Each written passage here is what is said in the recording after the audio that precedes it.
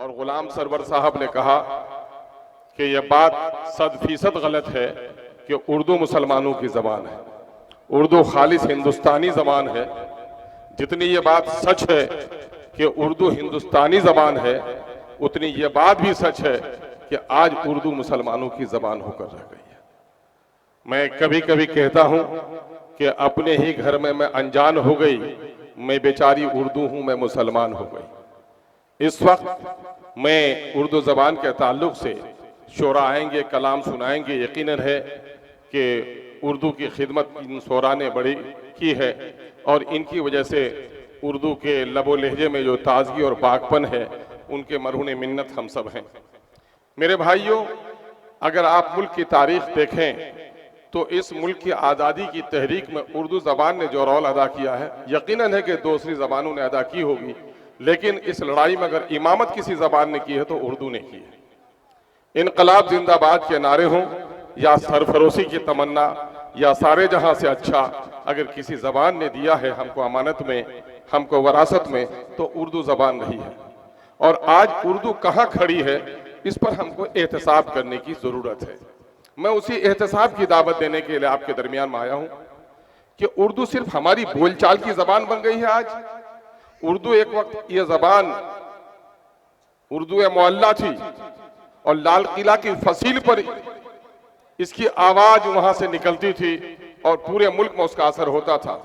आप ये जान रहे होंगे कि आजादी के बाद भी उर्दू की हैसियत बड़ी तवाना रही, बल्कि आजादी के पहले जवाहरलाल नेहरू के शादी का जो रुक्का छपा था वो उर्दू ही में छपा था। और उस वक्त उर्दू हिंदू और मुसलमानों के दरमियान में, सिख और ईसाइयों के दरमियान में, बिरादरी के दरमियान में तकसीम नहीं हुई थी। लेकिन न जाने क्यों मुल्क की आजादी के बाद कुछ दीवानों ने मुल्क को तकसीम कर दिया और मुल्क के तकसीम का असर उर्दू ज़बान पर भी पड़ा। और इस मुल्क में हुकूमत करने वालों ने फिरका परस्ती के लिए जहां मजहबी अलामतों का इस्तेमाल किया, वहीं उर्दू ज़बान को भी निशाना बनाया, जिसकी वजह से क्या हुआ कि उर्दू को देश निकाला करने की कोशिश की जा रही है। मैं उर्दू के ताल्लुक से बात करते हुए कांग्रेस के लीडर जगन्नाथ मिश्रा को फरामोश नहीं कर सकता, जिसने उर्दू को दूसरी सरकारी ज़बान की हैसियत दी। लेकिन मैं आपको बता दूं कि इस हकीकत से भी कोई इनकार नहीं कर सकता कि उर्दू को सरकारी ज़बान का दर्जा मिलने से पहले हम लोगों ने 1980 में मैट्रिक किया है और हमारे जो हमजलीस रहे होंगे उनको मालूम होगा कि उस वक्त सिर्फ उर्दू बहैसियत एक ज़बान की नहीं, बल्कि उर्दू मीडियम थी। तारीख की किताब हो, फिजिक्स हो, केमिस्ट्री हो, बायोलॉजी हो। आज भी मेरे उस्ताद हयात से हैं, राम बाबू थे, तो वो जब हमें पढ़ाते थे मैथमेटिक्स तो उक्लेरस बोला करते थे, ज्योमेट्री को बोला करते थे। हमारे शीतल शर्मा सर थे, मुरक्कब और मखलूत बोलते थे, मकनातीसी कुव्वत बोलते थे। बैक वक्त उर्दू और हिंदी के दोनों इस्तिलाहात इस्तेमाल करते थे। उर्दू उतनी लाचार नहीं हुई थी। लेकिन जब उर्दू को बिहार में दूसरी सरकारी ज़बान का दर्जा मिला, उसी वक्त से Bihar Urdu text book corporation ने उर्दू किताबों को छापना बंद कर दिया। मैं ये कहता हूं कि उर्दू को दूसरी सरकारी ज़बान की हैसियत मिली, सर पे ताज रखा गया और गर्दन में चुपके से तलवार भी रख दी गई, जिसका नतीजा ये हुआ कि उर्दू को दूसरी सरकारी ज़बान बनने से पहले जो फौकियत हासिल थी, दूसरी ज़बान सरकारी ज़बान मिलने के बाद इनके कुछ ट्रांसलेटर्स, कुछ मुतरजिम, कुछ टाइपिस्ट तो बहाल हो गए, लेकिन उर्दू स्कूलों से निकाल दी गई। और आज भी मैं बता रहा हूं कि पहले स्कूलों का मानक मंडल 9+1 था। उर्दू और पर्शियन के टीचर थे, फारसी के टीचर निकाल दिए गए और अभी मानक मंडल 5+1 का हो गया है। और अगर वो नाफिज हो जाए तो हाई स्कूलों में उर्दू का टीचर भी नहीं मिलेगा। आखिर उर्दू के साथ ये शरारत कौन कर रहा है?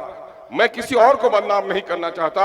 उर्दू के साथ अगर कोई गफलत कर रहा है तो वो उर्दू आबादी है, वो आप हैं और हम हैं। आज क्या वजह है कि हम उर्दू के नाम पर जमा हुए हैं? आपके शौक को मैं सलाम करता हूं, लेकिन क्या हमारी बस्तियों में उर्दू के कितने अखबार आते हैं? हम बंगाली भाइयों को मुबारकबाद देते हैं कि शादी में उनके रुक्के छपते हैं तो बंगाली ज़बान में छपते, लेकिन हमारे यहाँ सुरजापुरियों के दरमियान में उर्दू आबादी में जिनके रिश्तेदारों का 90% अंग्रेजी से नावाकिफ है, वो अंग्रेजी में रुक्का छापना फख्र महसूस करता है और उर्दू में नहीं बल्कि अब दूसरी ज़बान में भी छापने लगा है। दुकानों की पेशानियों से उर्दू गायब हो गई है। स्कूलों की पेशानियों से उर्दू गायब हो गई है। सरकारी तमाम तर सर्कुलर के बावजूद भी जो इख्तियारात आपको हासिल हैं, आप और हमने गफलत बरती है। आज कई सालों से रजिस्ट्री ऑफिस में रजिस्ट्रेशन का काम बंद हो गया है। और आप जानते हैं पहले रजिस्ट्री ऑफिस में 2 उर्दू के कलर लाजमी तौर पर हुआ करते थे, एक नकल नवेश होता था, एक प्रूफ रीडर हुआ करता था। लेकिन आपने और हमने जब उर्दू को छोड़ दिया, उसकी मुलाजमत भी चली गई। उर्दू सिर्फ मुशायरों से जिंदा नहीं रह पाएगी, उर्दू सिर्फ अदब से जिंदा नहीं रह पाएगी। आज के दिन में अगर आप देखेंगे तो ऐवानों में जो है, उर्दू के जो ऐवान है, उर्दू की जो एकेडमियां हैं, जो फिक्शन हो या उनका अदब हो, वो आलमी पैमाने का अदब शाया हो रहा है। किताबें एक से एक आ रही हैं, नाविल से नाविल तक और दास्तान से लेकर गजल तक जो शायरी हो रही है, बड़े पैमाने की बेहतरीन शायरी हो रही है। लेकिन उर्दू ऐवान में जिंदा नहीं रहेगी, बल्कि उर्दू अवाम से जिंदा रह सकती है। और उर्दू का रिश्ता अवाम से बहुत हद तक कट गया है।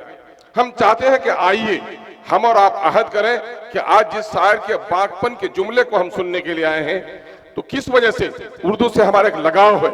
मैं बिलखुसूस कहना चाहता हूं, पूरे मुल्क के मैं भर में जाता हूं तो मैं उर्दू के ताल्लुक से जुमला किए बगैर नहीं रह सकता हूं कि जो कौम उर्दू अपनी मादरी जबान के साथ इंसाफ नहीं कर सकती है, मैं दावे के साथ कह सकता हूं कि वो शख्स अपनी माँ के साथ भी इंसाफ नहीं कर सकता है।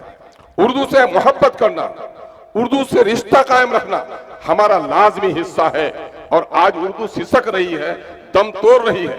मैं एक बात बिलखुसूस उर्दू आबादी से कहता हूं कि तुम दिल्ली जाते हो, लाल किला की फसीलों को देखते हो, कुतुब मीनार की बुलंदी को देखते हो, जामे मस्जिद की आजमत और तकद्दुस को देखते हो, तुम्हारा सीना चौड़ा हो जाता है, तुम फख्र करते हो। मैं तुम्हें यकीन दिलाना चाहता हूं कि लाल किला के पास होने से तुम्हारा तारीखी नुकसान हो सकता है, कुतुब मीनार की बुलंदी ढह जाने से तुम्हारा तारीखी नुकसान हो सकता है, लेकिन उर्दू जबान अगर सिमट गई तो तुम्हारा सिर्फ लिसानी और तारीखी नुकसान नहीं होगा, बल्कि तुम्हारी नस्लों का नुकसान होगा।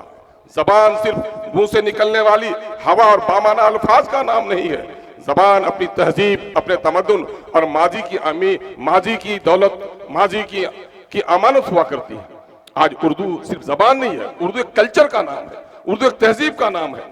आप जान रहे हैं कि इस मोतन अजीज में जितना काम तारीखी काम, दीनी काम उर्दू में हुआ है, अरब में भी उतना नहीं हुआ है, पर्शियन में भी उतना नहीं हुआ है। इसलिए मैं उर्दू आबादी से गुजारिश करना चाहता हूं कि उर्दू को संभालिए। अगर उर्दू को आपने नहीं संभाला तो आपका दीनी और अखलाकी नुकसान भी होगा।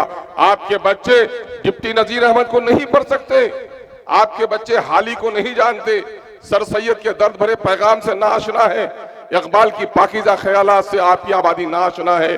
चाहे हिंदी के लोग हो या उर्दू के लोग हो, मैं अक्सर ये जुमला कहता हूं कि हिंदी के लोगों हिंदी को संवारो।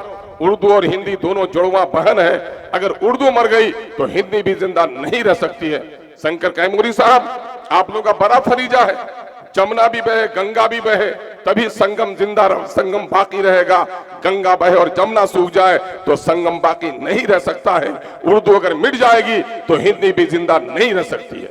मैंने कहा, वाकया सुनाया कि गांव की 2 जुड़वा बहन थी, दोनों की पैदाइश एक साथ हुई, रंग रूप एक साथ था, चोट किसी को भी लगती तो आंसू के कतरे दोनों के आंखों से टपकते। ससुराल गई, दोनों के साथ मेहंदी लगी, लेकिन एक दुल्हन को जब जहर दे दिया गया तो दूसरी दुल्हन भी मर गई थी। यकीन जानिए, जो सर सैयद ने कहा था, हिंदू और मुसलमान इस प्यारी दुल्हन की 2 रसीली आंखें हैं, किसी एक को तोड़ दोगे तो हमारा हिंदुस्तान नुमा जो दुल्हन है उसकी शकल सूरत बिगड़ जाएगी। यकीन जानो हिंदी आबादी के लोगों, अगर उर्दू मिट गई तो हिंदी जिंदा नहीं रहेगी। और हिंदी ही नहीं बल्कि हमारी जो गंगा जमनी तहजीब है, हिंदू और मुसलमानों के दरमियान में जो रफाकत है, जो मोहब्बत है, प्रेमचंद के जो अफसाने हैं, अलगू चौधरी और जुम्मन के जो किस्से उसने बयान किए हैं, हिंदू और मुसलमानों की जो दोस्ती और उल्फत रही है, इस जबान ने हमें जोड़ कर रखा है। आइए हम और आप अहद करें कि इस वक्त उर्दू के जितने मसाइल हैं सब मिलकर लड़ेंगे। मैं किसी पर तनकीद नहीं करना चाहता, उर्दू का खादिम होने की हैसियत से मैं आपकी तवज्जो मरकूज कराना चाहता हूं और लोगों से ये मुतालबा करना चाहता हूं कि उर्दू के ट्रांसलेटरों की बहाली क्यों नहीं होती। 70,000 से ज्यादा उर्दू टीचरों की जगह खाली है, वो उर्दू क्यों नहीं बहाल किए जाते। उर्दू एकेडमी की जगह खाली पड़ी हुई है, उर्दू मसावरती कमेटी की जगह खाली हुई है। उर्दू का एक अहम शोबा है जिसका डायरेक्टर कई सालों से मुस्तार है, मांगा हुआ है, डिपुटेशन पर है, मैं कहता हूं कि उर्दू के मसाइल को हल कीजिए, अपने घरों में उर्दू को जगह दीजिए। मेरे एक बात से जबान फिसल गई थी तो बड़ा चर्चा हुआ था, लेकिन मैं तमसीलन भी कहता हूं कि आज उर्दू आबादी में जाइए और उर्दू के अखबार तलाश कीजिए। तो उर्दू अखबार तलाश करना अब उर्दू आबादी में लगता है ऐसे कि सिखों की बस्ती में हम नाई की दुकान तलाश कर रहे हैं। उर्दू पढ़ने से लोग हो गए, हमारे बच्चे उर्दू पढ़ने से घबरा रहे हैं, उर्दू की तहरीर उनकी खत्म हो गई है। उर्दू के मुशायरे को कामयाब कीजिए, उर्दू के शोरा को इज्जत बख्शिए, उर्दू का एक पर्चा, उर्दू का एक अखबार अपने घरों तक जरूर पहुंचाइए।